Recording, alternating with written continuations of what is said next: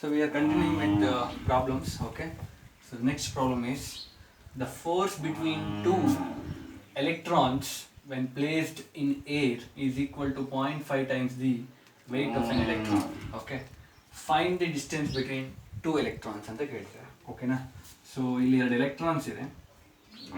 So ಇದು ಇ the distance between them is R ಅಂತ ಅನ್ಕೊಳ್ಳೋಣ ಇಲ್ಲಿಂದ ಇಲ್ಲಿಗೆ. ಓಕೆನಾ.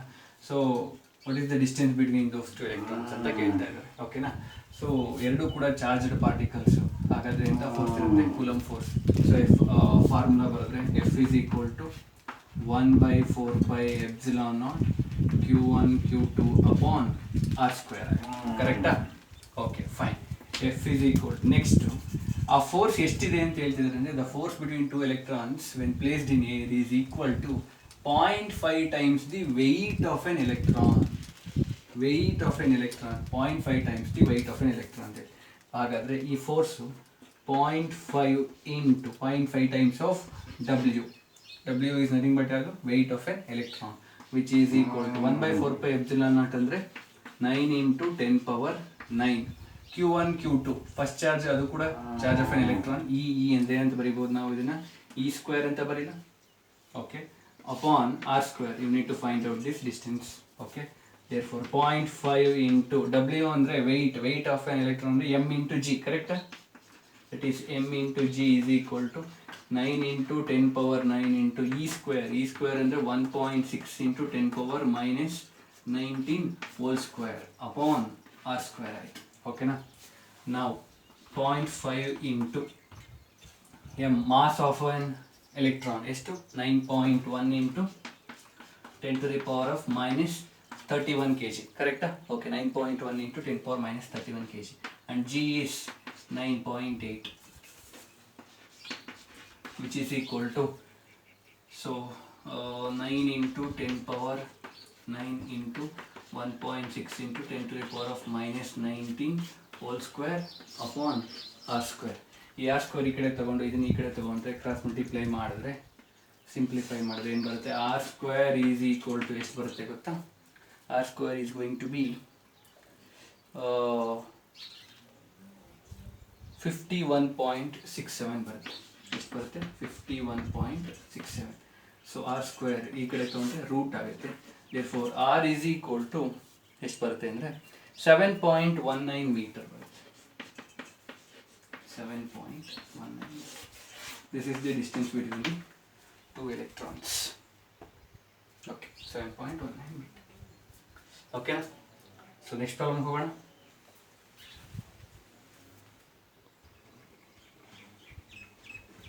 So next problem. Estimate the accelerations for an electron and proton due to electrical force of their mutual attraction when they are 1 armstrong apart. ಓಕೆನಾ. So ಇಲ್ಲೊಂದು electron ಇದೆ, ಇಲ್ಲೊಂದು proton ಇದೆ. ಓಕೆನಾ. ಅವೆರಡರ ಮಧ್ಯೆ ಡಿಸ್ಟೆನ್ಸ್ ಎಷ್ಟು ಕೊಟ್ಟಿದ್ದಾರೆ? 1 ಆರ್ಮ್ಸ್ಟ್ರಾಂಗ್ ಅಂದರೆ ಎಷ್ಟು? 1 ಇಂಟು 10⁻⁻10. ಓಕೆನಾ. ಸೊ ಎಲೆಕ್ಟ್ರಾನ್ ಒಂದು ಪಾಸಿಟಿವ್ ಚಾರ್ಜ್ ನೆಗೆಟಿವ್ ಚಾರ್ಜ್ ಇದೆ, ಎಂಥ ಫೋರ್ಸ್ ಇರುತ್ತೆ? ಅಟ್ರಾಕ್ಟಿವ್ ಫೋರ್ಸ್ ಇರುತ್ತೆ. ಹಂಗಿದ್ದಾಗ ಆಕ್ಸಲರೇಷನ್ ಎಷ್ಟು ಅಂತ ಕೇಳಿದ್ದಾರೆ. ಎಲೆಕ್ಟ್ರಾನ್ದು ಮತ್ತು ಪ್ರೋಟಾನ್ದು ಎಷ್ಟು ಅಂತ ಕೇಳಿದ್ದಾರೆ. ಓಕೆನಾ. ಆಕ್ಸಲರೇಷನ್ ಸೊ ನಿಮಗೆ ಗೊತ್ತಿರೋ ಫಾರ್ಮುಲಾ ಏನು? F is equal to M into A. So acceleration ಗೊತ್ತಾಗಬೇಕು ಅಂದರೆ ಫೋರ್ಸ್ ಗೊತ್ತಿರಬೇಕು, ಮಾಸ್ ಗೊತ್ತಿರಬೇಕು. ಮಾಸ್ ಗೊತ್ತು, mass of an electron, mass of a proton ಎರಡೂ ಗೊತ್ತು. ಹಾಗಾಗಿ ಫಸ್ಟ್ ಫೋರ್ಸ್ ಫೈಂಡ್ ಔಟ್ ಮಾಡೋಣ. ಫೋರ್ಸ್ ಫೈಂಡ್ ಔಟ್ ಮಾಡಿದಾಗ so F/m is equal to ಏನು ಗೊತ್ತಾಗುತ್ತೆ ನಿಮಗೆ? ಆಕ್ಸಲರೇಷನ್ ಸಿಗುತ್ತೆ. ಹಾಗಾಗಿ ಸೊ ಫಸ್ಟ್ ನಾವೇನು ಮಾಡೋಣ, ಎರಡರ ಮಧ್ಯೆ ಫೋರ್ಸು ಎಷ್ಟಿದೆ ಅಂತ ನಾವು ಚೆಕ್ ಮಾಡೋಣ. Force of attraction. So it's nothing but the Coulomb force. F is equal to 1/4πε0 q1 q2 upon R square ಆಗುತ್ತೆ. therefore F is equal to 1/4πε0 ಅಂದರೆ 9 into 10⁻9. q1 charge of an electron ಎಷ್ಟಿರುತ್ತೆ? Charge of an electron 1.6 into 10⁻⁻19. What is the charge of a proton? ಅದು ಕೂಡ ಅಷ್ಟೇ, only thing ಇದು minus, ಅದು plus ಇರುತ್ತೆ. ಓಕೆನಾ. 1.6 into 10⁻⁻19 upon R square. Distance ಎಷ್ಟಿದೆ ಎರಡರ ಮಧ್ಯೆ? 1 Armstrong, that is 1 into 10⁻⁻10 square ಆಯಿತು. So F is equal to ಇದೆಲ್ಲದನ್ನು ಸಿಂಪ್ಲಿಫೈ ಮಾಡಿದ್ರೆ you are going to get how much? 2.3 into 10⁻⁻8 Newton. 2.3 into 10⁻⁸ Newton. This is the force. Force ಇಷ್ಟಿದ್ರೆ next we can find out the acceleration ಎಷ್ಟು ಅಂತ find out ಮಾಡಿ. Acceleration of an electron ಅಂತ ತಗೊತೀನಿ, that is A E ಅಂತ ತಗೋತೀನಿ. A E is equal to F upon M E ಅಂತ ಬರೀತೀನಿ. This is because mass of an electron. Force ಎಷ್ಟಿದೆ? 2.3 ಇಂಟು 10 ಪವರ್ ಮೈನಸ್ 8 ಇದೆ. ಮಾಸ್ ಆಫ್ ಆನ್ ಎಲೆಕ್ಟ್ರಾನ್ ಎಷ್ಟು? 9.1 into 10 power minus 31. ಓಕೆನಾ? So ಅದನ್ನು ಬರಿತೀನಿ. That is 9.1 into 10 power minus 31. Okay. So acceleration ಎಷ್ಟಪ್ಪ ಅಂದರೆ, ಆಕ್ಸಿಲರೇಷನ್ ಆಫ್ ಎನ್ ಎಲೆಕ್ಟ್ರಾನ್ ಎಷ್ಟು ಅಂತಂದರೆ 2.5 ಇಂಟು 10 ಪವರ್ 22 ಪ್ರತಿ order. 2.5 into 10 power 22 meter per second square. 2.5 into 10 power 22 meter per second. This is the acceleration of an electron. Now, acceleration of an proton is equal to F upon mp agate, mass of the proton, which is equal to force estide 2.3 into 10 power minus 8. So, what is the mass of the proton? That is 1.67 into 10 power minus 27 kg. Correct? Correct. 1.67 into 10 power minus 27 kg. So, acceleration of an proton is equal to 1.4 into 10 power 19. 1.4 into 10 power 19 meter per second square. This is the acceleration of a proton. This is the acceleration of an electron. Okay, fine. Next problem ಹೋಗೋಣ.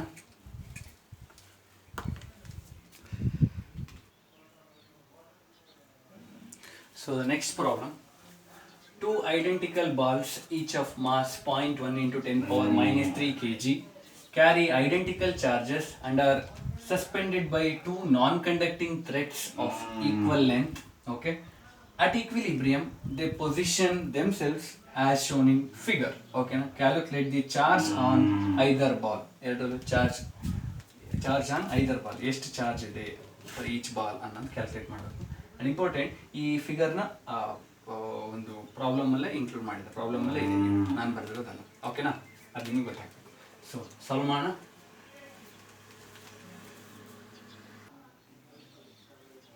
So you need to find out the charge.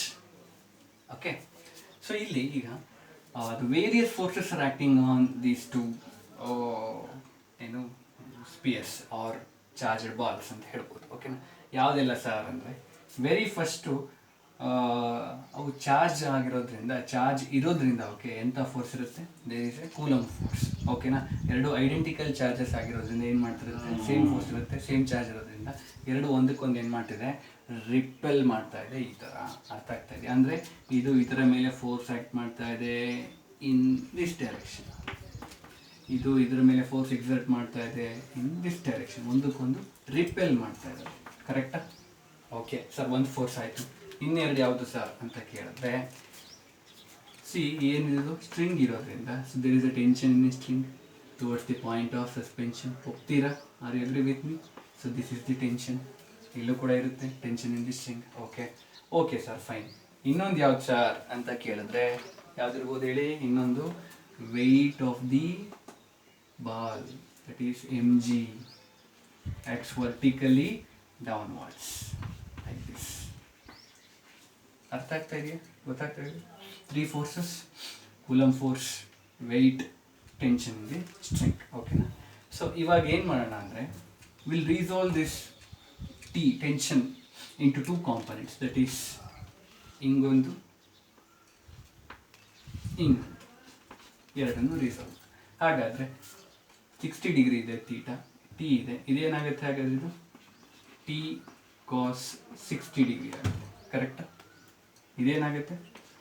T sine 60 degree ಆಗುತ್ತೆ. ಕರೆಕ್ಟಾ? Okay, ಇಲ್ಲೂ ಕೂಡ ಅದೇ ಥರನೇ T cos 60 degree ಹಿಂಗೆ, T sine 60 degree ಹಿಂಗೆ. ಓಕೆನಾ? ಫೈನ್. ಒಂದಕ್ಕೆ ಮಾತ್ರ ಫೈಂಡ್ ಔಟ್ ಮಾಡೋಣ. ಅದರಲ್ಲೂ ಕೂಡ ಚಾರ್ಜ್ ಅಷ್ಟೇ ಇರುತ್ತೆ ಅಂತ ಹೇಳ್ಬೋದು, ಬಿಕಾಸ್ ಎರಡು ಕೂಡ ಐಡೆಂಟಿಕಲ್. That's fine. ಓಕೆನಾ? ಇವಾಗ ಅವ್ರು ಹೇಳಿದರೆ ಈಕ್ವಿಲಿಬ್ರಿಯಮಲ್ಲಿ ಇದೆ ಅಂತ ಹೇಳ್ತಾರೆ. ಅಟ್ ಈಕ್ವಿಲಿಬ್ರಿಯಮ್ ಅಂತಂದರೆ, ಈಕ್ವಿಲಿಬ್ರಿಯಮ್ ಅಂದರೆ ಏನಾಗಬೇಕು? ಈ mg ಫೋರ್ಸು ಈ ಟಿ ಸೈನ್ 60 ಡಿಗ್ರಿಲಿ ಏನಾಗಬೇಕು? ಅದು ಬ್ಯಾಲೆನ್ಸ್ ಆಗಬೇಕು. And this F is balanced by T cos 60 degree. ಒಪ್ತೀರಾ? ಸೊ ಅಟ್ ಈಕ್ವಿಲಿಬ್ರಿಯಮ್ ಏನಾಗಬೇಕು? So at equilibrium F must be equal to, F is equal to ಏನಾಗಬೇಕು? T cos 60 ಡಿಗ್ರಿ ಆಗಬೇಕು. And M G ಏನಾಗಬೇಕು T sine 60 degree ಆಗಬೇಕು. ಕರೆಕ್ಟಾ?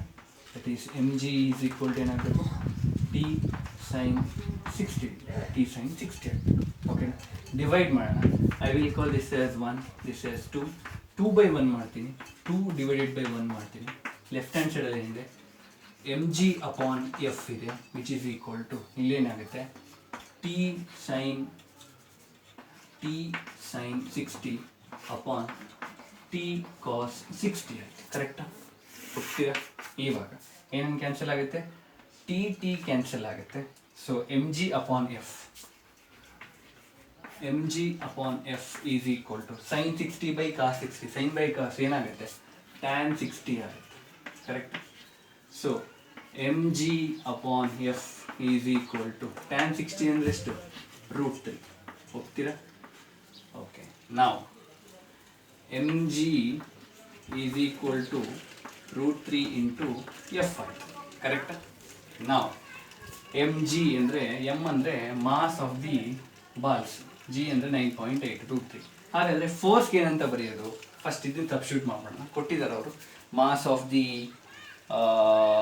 ಅದನ್ನು ಬರೆಯೋಕ್ಕಿಂತ ಮುಂಚೆ ನಾವೇನು ಮಾಡೋಣ, ಎಮ್ ಜಿ ಅಂತ ಬರ್ಕೊಂಡು ವಿಚ್ ಈಸ್ ಈಕ್ವಲ್ ಟು √3.